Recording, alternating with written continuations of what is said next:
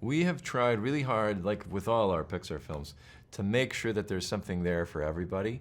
As parents ourselves, the film is first and foremost kind of from a parent's point of view, and definitely spoke to all of us who are making the film. But we're also aware that kids are going to watch it.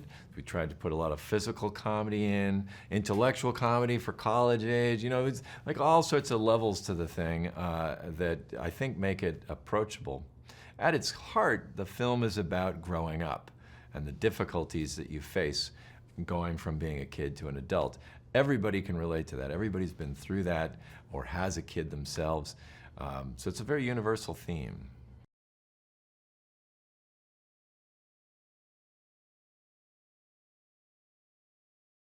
Bing Bong was sort of plucked out of the chorus line, as it were. He was part of a bunch of characters that Riley played with a lot in her imagination when she was little, but now as she's gotten older, she doesn't really think about it anymore. And in the film, they were initially down almost like hobos living on the outskirts of, I think, the train station of the Train of Thought. We thought that they would be a good way of representing Riley growing up, which is, of course, Joy's kind of trajectory in the film that she understands. I'm going to now have to deal with Riley in a different way because she's getting older as an adult. That's different than being a kid. So Bing Bong was kind of part of that group. That whole idea fell away, but we liked that character. And we'd always thought of him a little bit like an out-of-work actor. You know, he's desperate to get back up there, make it back in the spotlight and have a second chance, his big comeback.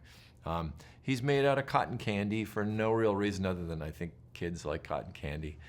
He's part elephant, part dolphin, part cat. You know, he's this mix of different animals that are favorites of Riley when she was that age.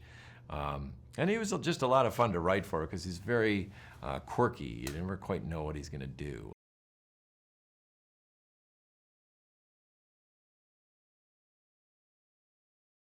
I'm excited for a number of different reasons. One is we have this great short that Josh Cooley, who is our head of story, he came up with this idea. He was sitting